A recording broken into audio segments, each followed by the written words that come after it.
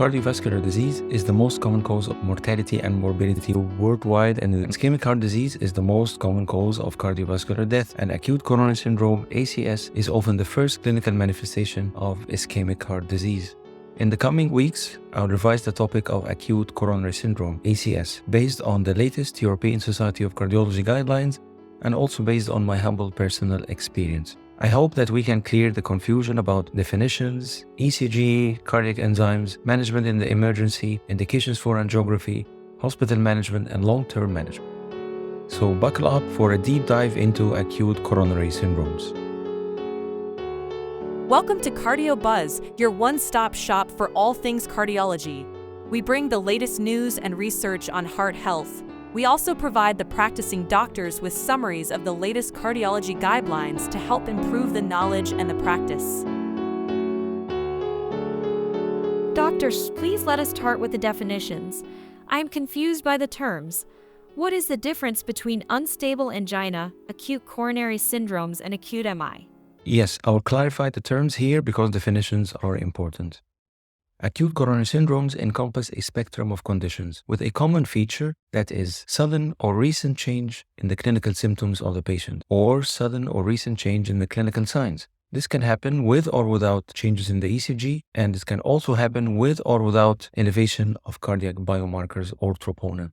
Patients presenting with suspected ACS may eventually receive a diagnosis of unstable angina or acute myocardial infarction. And ACS can present in many forms. Patients can have vague symptoms or minimal symptoms, or they can have ongoing or recurrent chest discomfort. They can present with electrical or hemodynamic instability or cardiogenic shock, or they can even present with cardiac arrest. ECG and troponin are important in the initial triage and diagnosis of patients with ACS, helping to risk stratify patients and to guide the initial management. Patients are classified based on the ECG at presentation to a working diagnosis of either STEMI or non-ST elevation ACS. After that, patients can be further classified based on the presence or absence of cardiac troponin elevation once the results are available. However, after the acute management and stabilization, most aspects of the subsequent management are common to all patients with ACS, keeping in mind that after the workup, some patients will end up having non-ACS diagnosis. Okay, then what is unstable angina? Unstable angina is a clinical term. It's defined as myocardial ischemia at rest or on minimal exertion in the absence of acute myocyte injury or necrosis. It's usually characterized by specific clinical findings of prolonged chest pain, more than 20 minutes, usually at rest, or new onset of severe angina, or angina that is increasing in frequency, longer in duration, or lower in threshold, or angina that occurs after a recent episode of myocardial infarction. Then what is myocardial infarction? Myocardial infarction involves the same clinical variables like those of unstable angina, but in addition, there must be evidence of myocyte necrosis or injury, the biochemical evidence of troponin elevation or of other cardiac biomarkers in the blood test. And the formal scientific definition of myocardial infarction has changed several times over the last decade. We now have the fourth universal definition of myocardial infarction, which helps differentiate myocardial infarction from myocardial injury and classifies myocardial infarction into 5 types based on the cause of the infarction and the clinical situation. Based on the latest universal definition of myocardial infarction, we need a combination of criteria to meet the diagnosis. We need an increase or a decrease of cardiac biomarkers, preferably the high sensitivity cardiac troponin T or I, with at least one value above the 99th percentile of the upper reference limit. In addition to that, we need at least one of the following: symptoms of myocardial ischemia, new ischemic ECG changes, development of pathological Q waves on the ECG, imaging evidence of loss of viable myocardia or new wall motion abnormalities, or an intracoronary thrombus that is detected either by angiography or in autopsy. And so, is myocardial infarction one diagnostic clinical entity? We have 5 types of myocardial infarction. Type 1 MI, that's the most common. It's caused by atherosclerotic plaque rupture, ulceration, or erosion, which results in the formation of a thrombus in one or more of the coronary arteries, leading to decreased myocardial blood flow, distal embolization, and myocardial necrosis. Patients diagnosed with type 1 MI will usually have obstructive coronary disease, usually more than 50% diameter stenosis, but in 5 to 10% of cases, there may be non-obstructive coronary atherosclerosis, particularly in women. Type 2 MI is a myocardial necrosis in which a condition other than coronary plaque instability causes an imbalance between myocardial oxygen supply and demand. This could be due to hypotension, hypertension, tachyarrhythmia, bradyarrhythmia, anemia, hypoxemia, coronary spasm, spontaneous coronary dissection, coronary microvascular disease. Type 3 MI is the MI that results in cardiac death, with symptoms suggestive of MI, or MI is detected only at biopsy. Type 4 MI is caused by a percutaneous coronary intervention, angioplasty or stenting. Type 5 MI is the MI that's caused by coronary artery bypass graft. So troponin elevation is essential to diagnose myocardial infarction, but we frequently get called for patients who have non-cardiac or vague medical conditions, and they also have troponin elevation. How should we deal with these patients? Yes, you will be consulted to see patients who had troponin tests out of the clinical context, usually in the emergency department. But the troponin came elevated, and then you need to deal with that situation. Isolated troponin elevations without symptoms of ischemia or new ECG changes is known as myocardial injury. And this is another distinct entity, which is troponin release due to mechanisms other than myocardial ischemia and not meeting the criteria of MI. It could still be a cardiac condition. Could be due to heart failure, myocarditis, any cardiomyopathy, Takotsubo syndrome, cardiac contusion, coronary artery bypass graft, PCI, valvular intervention, ablation, cardioversion, or endomyocardial biopsy. But more commonly, it's a non-cardiac condition. Sepsis, chronic kidney disease, stroke, subarachnoid hemorrhage, pulmonary embolism, pulmonary hypertension. Any critically ill patient can have elevation of troponin. Hypothyroidism can elevate the troponin. Hyperthyroidism can do the same. Rhabdomyolysis, even strenuous exercise, marathon running, can elevate the troponin. Okay, doctor. Now I understood the spectrum of acute coronary syndrome and the difference between myocardial infarction and myocardial injury, although I believe that troponin needs an episode on its own. Now let's be practical. I am seeing a patient now in the emergency or in the clinic who comes complaining of prolonged chest pain or discomfort. What should be the first steps that I will take? There are 4 foundational measures. Number 1, history taking. Number 2, physical examination. Number 3, 12-lead ECG. And number 4, troponin sampling. Let's start by symptoms. Acute chest pain is the leading symptom in acute coronary syndrome, and we classify chest pain as either cardiac, possibly cardiac, or non-cardiac. The use of the descriptor atypical or typical should be avoided. In addition to chest pain, we have chest pain equivalents like dyspnea, epigastric pain, pain in the left arm, pain in the right arm or the neck or the jaw. Whenever we get a patient with chest pain, we need to determine the onset of the worst pain, previous cardiac history, and the risk factor profile. Will the nature of the pain guide us in the emergency setting? Well, not really. Overall, the diagnostic performance of the chest pain characteristics is limited in those patients who present to the emergency department with suspected ACS. We classify the pain as cardiac, possible cardiac, or non-cardiac, but this usually does not have a great diagnostic performance. We need to understand the risk factors like old age, male sex, family history of coronary artery disease, diabetes, hyperlipidemia, smoking, hypertension, renal dysfunction, the presence of peripheral or carotid artery disease. They all increase the likelihood of ACS, regardless of the nature of the pain being cardiac, possible cardiac, or non-cardiac. In addition, we need to take history to diagnose some conditions that may exacerbate or precipitate ACS, like anemia, infection, fever, emotional stress, thyroid disorders, and endocrine disorders. Got it.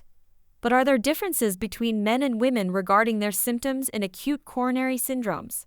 Over 80% of men and women with ACS present with chest pain or chest pressure. Other common symptoms like sweating, shoulder pain, arm pain, indigestion, epigastric pain, they are relatively common both in men and in women with ACS. While some of the less common symptoms at presentation may be more common in women with ACS, these differences are minor and do not support the use of women-specific chest pain characteristics for the early diagnosis of MI. Okay. Regardless of the gender.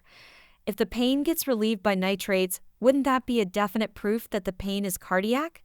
The relief of symptoms after nitroglycerin administration may increase the likelihood of ACS, but it's not specific for ACS because it has also been reported in gastrointestinal disorders and esophageal spasms. In patients with a working diagnosis of acute coronary syndrome, the administration of nitroglycerin is just an attempt at pain relief, and it's not recommended as a diagnostic test.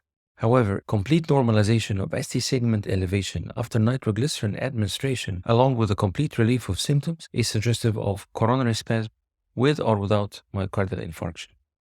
Okay? It seems we need to pay careful attention not just to the nature of the symptoms, but also to the patient as a whole. Now let's move to physical examination.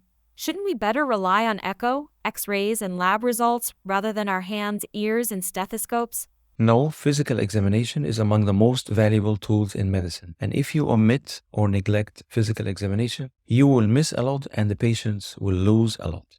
Cardiac auscultation in ACS may reveal a systolic murmur due to ischemic mitral regurgitation, which means a poor prognosis. Alternatively, the murmur of aortic stenosis may be detected, and aortic stenosis can present as ACS. Rarely, the systolic murmur may be due to a mechanical complication, papillary muscle rupture, or ventricular septal rupture, especially in late presenters after a myocardial infarction who were not revascularized. If you hear a murmur of aortic insufficiency, then you should consider acute aortic dissection with ACS. Physical examination may also identify signs of non-coronary causes of chest pain, like myopericarditis, extracardiac pathologies like pneumothorax, pneumonia, or musculoskeletal diseases. The presence of chest pain that is reproduced by exerting pressure on the chest wall has some negative predictive value for ACS. Other signs like pallor, sweating, or tremor are often signs of stress related to the MI, but they can point towards precipitating conditions, for example, anemia or thyrotoxicosis. Abdominal examination is important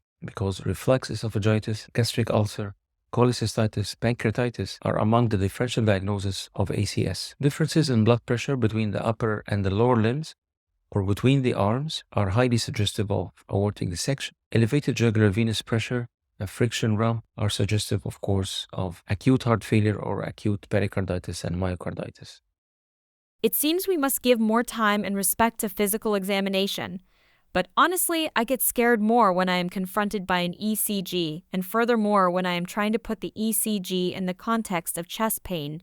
The resting 12-lead ECG is the first diagnostic tool in the assessment of patients with suspected ACS. ECG should be obtained immediately upon the first medical contact, should be interpreted by a qualified physician or technician within 10 minutes, and should be repeated as necessary. When you first look at the ECG of someone with acute chest pain, you need to classify them into one of two broad categories that will dictate the rest of the initial management: ST segment elevation or no ST segment elevation. Acute chest pain or chest pain equivalent symptoms with persistent ST segment elevation or ST segment elevation equivalents that we will describe shortly would lead us to the working diagnosis of ST elevation myocardial infarction or STEMI. ST segment elevation is an interesting sign because it's one of the most sensitive signs for ongoing occlusion of a major epicardial coronary vessel. There are other ECG findings that are also suggestive of ongoing coronary occlusion or severe ischemia that we will describe shortly. If these findings are present on the ECG, either ST elevation or ST elevation equivalents, this should prompt a triage for immediate reperfusion therapy. The vast majority of patients with ST segment elevation or equivalents will sustain myocardial necrosis and troponin elevation, fulfilling the criteria for a myocardial infarction. But keep in mind that in some patients, myocardial infarction will not be the final diagnosis. In those with a working diagnosis of STEMI, they may end up having myocarditis, pericarditis, hyperkalemia, hypertrophic cardiomyopathy, or other conditions. Then, should we consider any ST segment elevation diagnostic of myocardial infarction? ST segment elevation is measured at the J point. In order for the ST elevation to be diagnostic, we need elevation in at least two contiguous leads. In the precordial lead, in V2 and V3, in women, more than or equal 1.5 millimeters, regardless of the age. Whereas in men younger than 40 years, we need more than or equal 2.5 millimeters of ST segment elevation. In older men, 40 years and more, we need just 2 millimeters or more of ST segment elevation. In other leads, the threshold is more than or equal just 1 millimeter. Of course, in the absence of left ventricular hypertrophy or left bundle branch block. In patients with inferior ST elevation, we need to also record the right precordial leads V3R and V4R in order to assess for ST segment elevation there. And we also need to take posterior leads V7 to V9, also in cases of inferior MI, to investigate for posterior ST elevation MI. You have just mentioned something about ST segment elevation equivalents. What are these ECG equivalents?